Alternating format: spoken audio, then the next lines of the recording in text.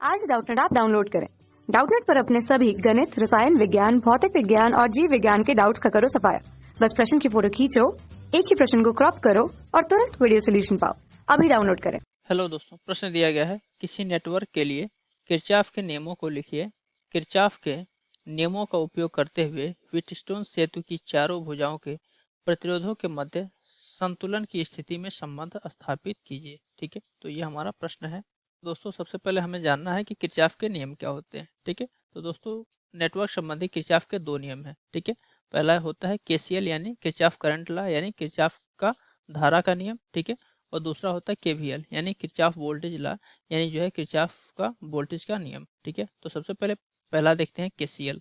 ठीक है, तो दोस्तों किरचॉफ का प्रथम नियम यानी केसीएल क्या होता है। केसीएल का मतलब है किरचॉफ करंट लॉ। ठीक है, यानी ये जो है ये नियम धारा से संबंधित है। ठीक है, तो केसीएल होता है किसी वैद्युत परिपथ में किसी भी संधि पर मिलने वाली धाराओं का बीजगणितीय योग शून्य होता है। ठीक है, तो मान लेते हैं कि ये कोई संधि है, इसको मान लेते हैं संधि ओ है। ठीक है, और ओ पे जो है धाराएं आ रही हैं, ये धारा I1 आ रही है, ये धारा I2 आ रही है और ये धारा I3 आ रही है। ठीक है, और इस संधि से दो धाराएं जा रही हैं। ठीक है, I4 और I5। ठीक है, तो ये जो है किरचॉफ का जो प्रथम नियम होता है ये कहता है कि किसी संधि पर मिलने वाली सभी धाराओं का बीजगणितीय योग शून्य होता है। ठीक है, तो इसको लगाने के लिए हम मान लेते हैं कि आने वाली धारा को पॉजिटिव लेते हैं। ठीक है, जो धारा संधि पे आ रही है उसको हम पॉजिटिव लेते हैं और जो धारा जो है संधि से जाती है, दूर जाती है, उसे हम नेगेटिव लेते हैं। ठीक है, तो अगर इस नेटवर्क के लिए किरचॉफ का प्रथम नियम लगाएं तो क्या हो जाएगा, ये धारा आ रही है। ठीक है, तो ये पॉजिटिव होगा।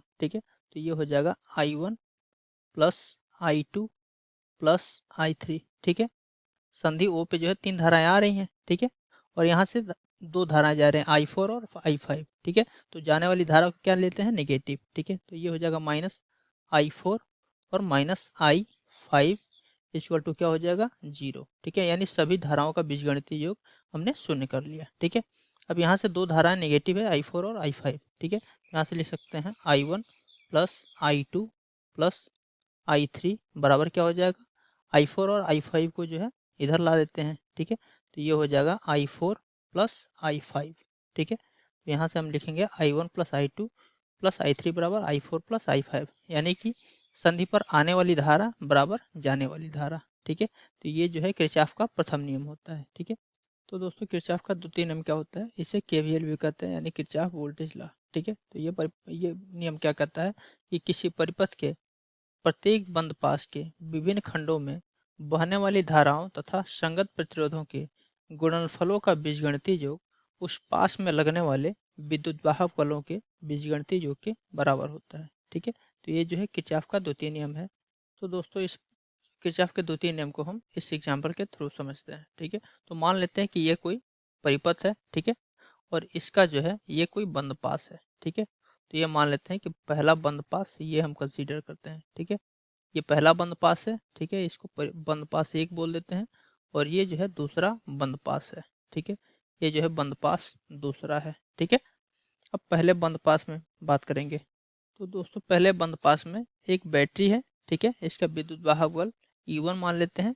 ठीक है, और इसमें एक प्रतिरोध है, इसका प्रतिरोध R1 मान लेते हैं। ठीक है, और दूसरे बंद पास में यहाँ भी जो है एक बैटरी है, इसका विद्युत वाहक बल हम मान लेते हैं E2 है। ठीक है, और ये जो प्रतिरोध है इसको R2 मान लेते हैं। ठीक है, और इसको हम R3 मान लेते हैं। ठीक है, तो दोस्तों पहले बंद पास में, ठीक है, तो पहला बंद पास क्या है, ये जो है पहला बंद पास है और इसमें धारा कौन सी प्रवाहित हो रही है, I1 धारा। ठीक है, यहाँ से I1 धारा है तो इसमें भी जो है धारा I1 ही होगी। ठीक है, और इसमें धारा जो है क्या है, इसमें जो है धारा I2 है। ठीक है, तो पहले बंद पास की बात करते हैं।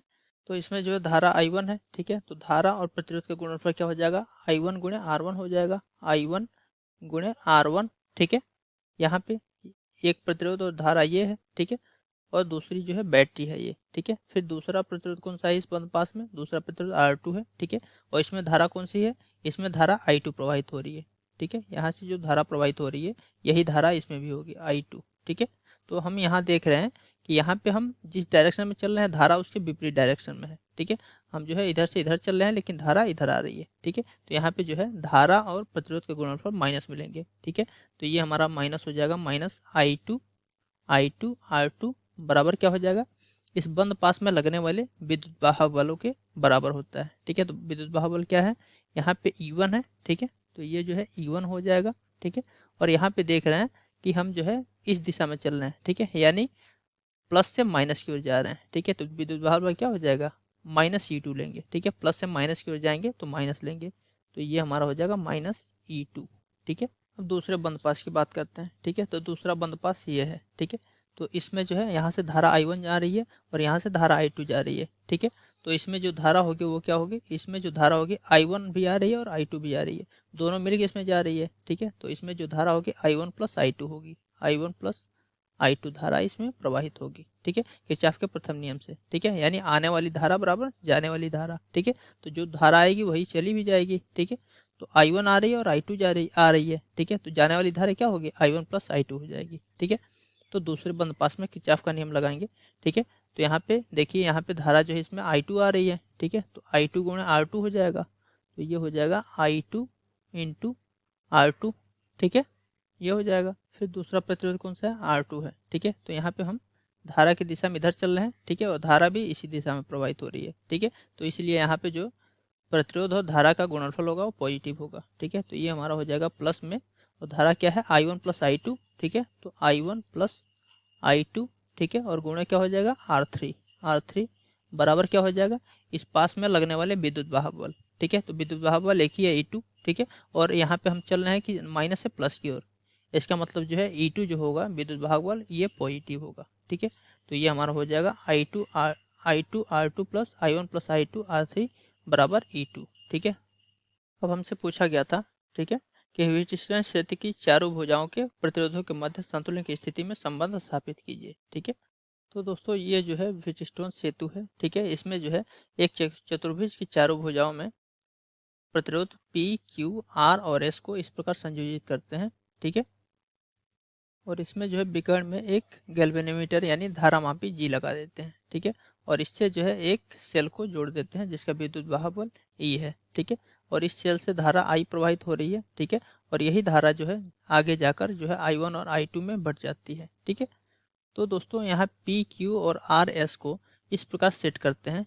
ठीक है, कि संतुलन की अवस्था में जो है ये जो G है, ठीक है, यानी इसमें कोई डिफ्लेक्शन ना हो। ठीक है, यानी जो है इसमें कोई धारा प्रवाहित ना हो। ठीक है, इस विकर्ण को मान लेते हैं, नाम दे देते हैं कुछ, तो ये हमने मान लिया A, B, C और D है। ठीक है, तो संतुलन की अवस्था में क्या होता है कि ये जो विकर्ण BD होता है, ठीक है, इसमें कोई धारा प्रवाहित नहीं होती है। ठीक है, तो जब इसमें कोई धारा प्रवाहित नहीं होगी तो जो धारा इस भुजा में जाएगी, यानी P प्रतिरोध में जो धारा प्रवाहित होगी वही धारा जो है Q प्रतिरोध में प्रवाहित होगी। ठीक है, और अगर R प्रतिरोध में जो है I2 धारा प्रवाहित हो रही है, ठीक है, तो S प्रतिरोध में I2 धारा प्रवाहित होगी। ठीक है, तो दोस्तों मान लेते हैं कि इसे एक बंद पास मान लेते हैं, बंद पास 1 है। ठीक है, और इसे जो है दूसरा बंद पास 2 मान लेते हैं। ठीक है, ये जो है दूसरा बंद पास है। ठीक, तो दोस्तों इसमें जो है किरचॉफ का नियम लगाते हैं। ठीक है, तो यहाँ पे धारा और प्रतिरोध का गुणनफल क्या हो जाएगा, इस दिशा में चल रहा है। ठीक है, तो ये हो जाएगा I1 गुणे P।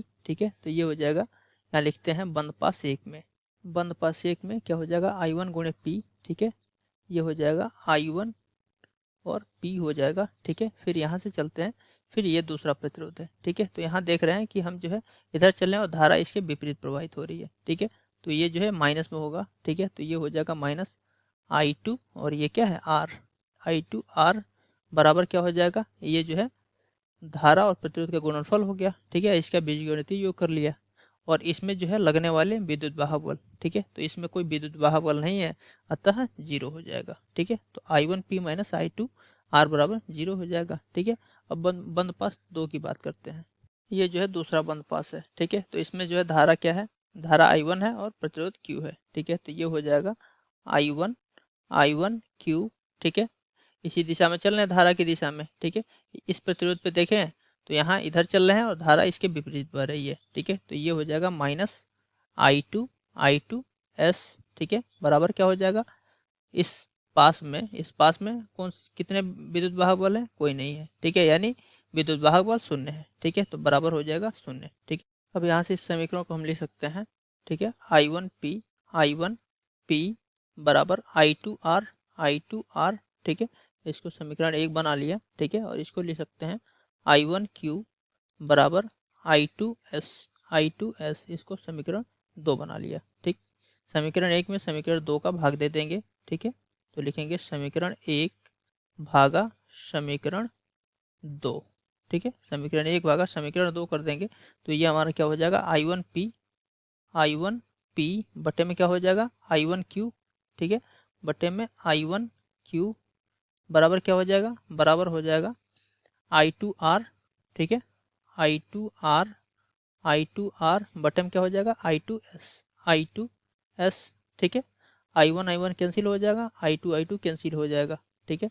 तो ये हमारा हो जाएगा P बटे Q बराबर R बटे S, ठीक है। तो संतुलन की अवस्था में P बटे Q बराबर R बटे S होता है, ठीक है। और यही हमें संबंध निकालना था। थैंक यू दोस्तों।